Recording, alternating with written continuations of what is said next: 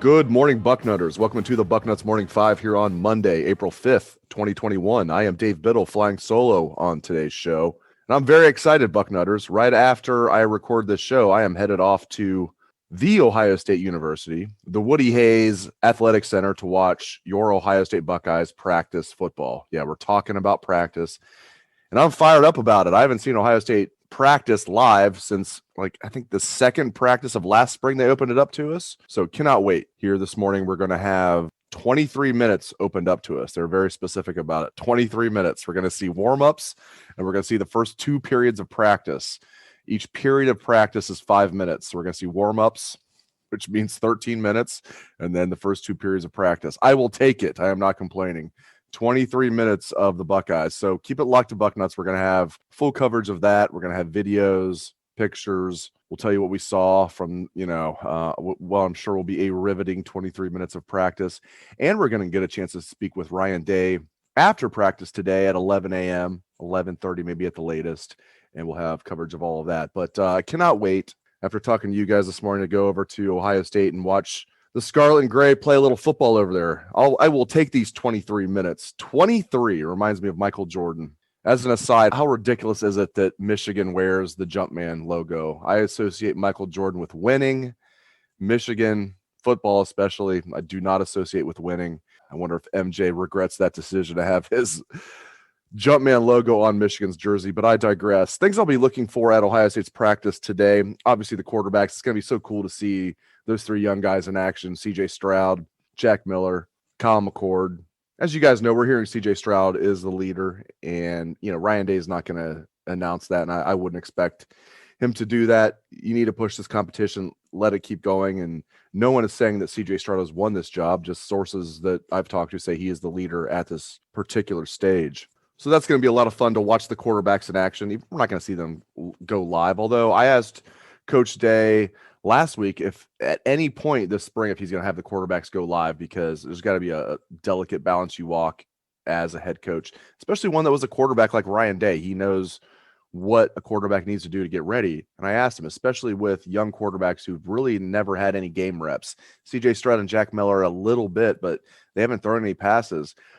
How many live reps do you need to get them in practice this spring where they have to actually worry about a Zach Harrison or a Tyreek Smith taking their head off as they're throwing the ball? And he said, as much as it would be tempting to do that, he's not going to have them go live at all. So that would include the spring game, I would imagine, of course. I mean, he's not going to have them go live in the spring game and not have them go live at any previous time. So that's a little foreshadowing for the spring game. But I found that interesting, and it makes sense. In a perfect world, you'd love for them to go live, but he doesn't want to risk them getting hurt. I get it, but you'd still like to see them go live a little bit just to get that, because then your first time going live is going to be against Minnesota on the road in a Big Ten game in the season opener. But I get it. Ryan Day knows better than anybody how to get his quarterbacks ready. But that's going to be fun seeing them in action today. It's going to be fun seeing the running backs as well. All six of those guys, man. I mean, it's going to be, we've talked about them a lot. When you look at Master Teague is obviously going to get first crack at that job, as Tony Alford, the running backs coach himself, said. But, I really think, as we've talked about on the show, we've had guests on the show talk about the same thing with J-Book and Bax and many others, say things like Mayan Williams and Travion Henderson could be the 1 and 2 by the end of the year. And you guys know I'm in that camp as well. I've said that. I think those two guys could be 1 and 2 by the end of the year. I'm really high on Travion Henderson. He's the number 1 running back in the country for a reason in the 2021 class. Him enrolling early is huge. I'm also excited about Evan Pryor. I'm interested to see how Marcus Crowley looks. He looked great as a true freshman 2 years ago before suffering that torn ACL. So we'll see how he looks. Really, again, I mean, we're going to be seeing them go through like warm-ups and like light drills today. I would love to see them go through a scrimmage today. We're not going to see that. So when I say it's going to be fun to see how they look, we're really not going to see them playing real football today. So that would be much better, but I'm not complaining. I'm taking it. I'm thrilled. I'm going to get a chance to see the Buckeyes practice here in about an hour from now. All right, linebackers. Linebackers is very interesting to me as well. Obviously, losing all three starting linebackers as well as the top backup in Justin Hilliard. So you're losing your top four linebackers. And, we'll talk about the portal in a minute. We've talked about Henry 2020 a lot on the show, if he's going to be here. Hopefully he transfers in, but if he doesn't, regardless, I like this linebacking core when you're losing your top four linebackers, it's a problem, but the fact that this linebacking core is coming back for the Buckeyes mitigates it a lot, in my opinion, because you look at guys like Taraja Mitchell and Dallas Gant and Kayvon Pope, Craig Young, Tommy Eichenberg, Corey Simon, Mitchell Melton, Reed Carrico. That's a good core of guys right there. Really good. So, and if they can add a guy in the portal like a Henry 2020, that's huge. So, again, they're going to find two or three really good linebackers, and they're going to use that bullet a little bit with Court Williams. Maybe a lot they'll use the bullet, that hybrid outside linebacker safety. So, I'm bullish on the linebackers. I think they'll be just fine. It's huge. Al Washington's coming back. You would not want a new linebacker coach coming in when you're already replacing your top four linebackers. So, going to be interesting to see how the linebackers look again. Not that they're going live, but just to see them out there, how those guys look, maybe what the pecking order is, if they have any type of because when they go through drills, the guys that are the starters go first in drills, regardless of position. So that's where, even if they're not scrimmaging, that's how you can get a feel for who is where on the depth chart. And that's never foolproof, but it gives you an idea. If you're a guy like Taraja Mitchell, you're not going to be going last. You're going to be going first. If you're not, it's a problem. And, that's a way we can get an idea of who's going where on the depth chart. But again, we'll talk to Ryan Day after practice. They don't like telling us too much where guys are at on the depth chart. And I don't blame them. If I was a coach, I'd do the same thing. I would tell the media where everybody was at, especially in spring ball. But when it's obvious, they tell us. When it's a good competition, they do not. And I don't blame them. And the other position I'm really going to be looking forward to seeing is corner. I'm really looking forward to seeing the corners today. A lot of young guys competing for spots. We now know that Seven Banks is going to miss the rest of spring with what I'm hearing is a minor injury, but it's still unfortunate he's going to miss the rest of spring. He's the one. He's going to be the number one corner, and corner is a concern. We already know Cam Brown is missing spring. He's coming back from that torn Achilles. They say he's going to be ready for the season, but that's a tough injury to come back from. I have no doubt Cam Brown's going to play this year, but how good will he be? And now Seven Banks is missing spring again. I think that's a minor. I've heard it's like a knee injury, kind of maybe a scope.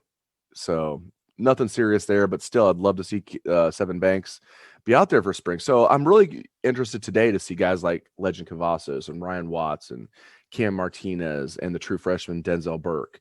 At least two of those guys need to step up and play a lot this year, at least two of them. And then they're bringing in Ja'Kalen Johnson and Jordan Hancock this summer. So that's huge. Those two guys are two of the best corners in the country in the 2021 class. They're high on Denzel Burke, and those two guys are ranked higher than Denzel Burke. Doesn't mean they're better. They might be. They probably will be, but doesn't mean they will be. And Denzel Burke right now is showing out as far as everything I've heard. So that's good. Not that he's like not showing out like he's going to be a starter, but that he is looking good.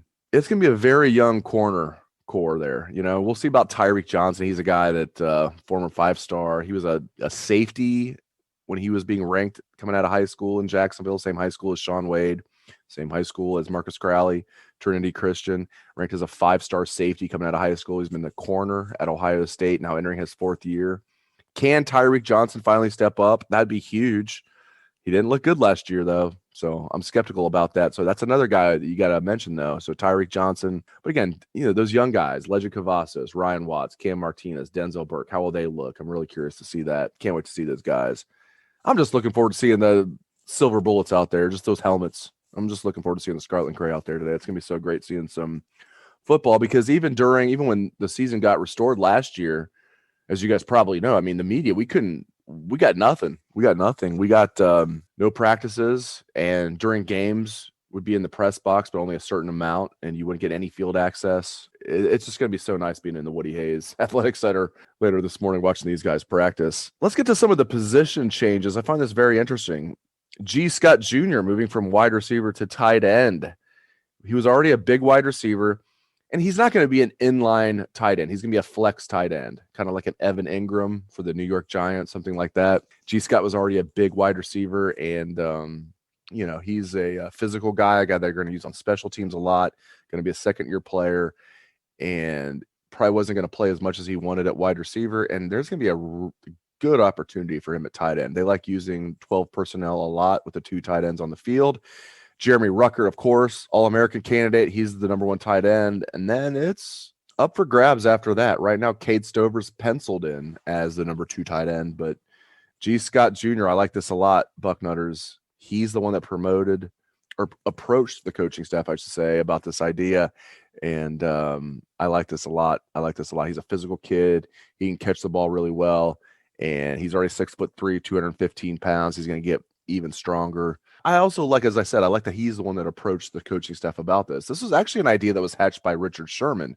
G. Scott Jr., of course, is from the Seattle area, and Richard Sherman made his name with the Seahawks. G. Scott Sr. works for the Seahawks. He helps them out a little bit, and so Richard Sherman's worked out with G. Scott Jr. since G. Jr. was a little kid. He suggested this as like a flex tight end, and then G took that to the Ohio State coaches. They loved the idea, and now you could see, so Ruckert's going to be the main man, obviously at tight end. And then now it's like, let's see what happens here for the number 2 tight end. Is it going to be Cade Stover, former Mr. Football here in the state of Ohio in 2018? By the way, that same year, Mayan Williams was the runner-up for Mr. Football. How about that? Cade Stover won Mr. Football. Mayan Williams was a runner-up in 2018. Anyway, so was it going to be Cade Stover, number 2 tight end? Is it going to be G. Scott Jr.? Is it going to be Joe Royer, who's going to be a redshirt freshman? We'll see what happens. I like G's opportunity there as a flex tight end. He's not going to be a guy that's going to be asked to be like basically a third offensive tackle, like a lot of times Ohio State's tight ends are, but he can be a very good flex tight end.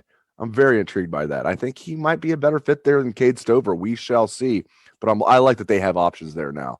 And I've always been high on Cade Stover. I thought he'd be a really good defensive player. G. Scott Jr. is a natural pass catcher. This is interesting, Bucknutters. Let's see how that turns out.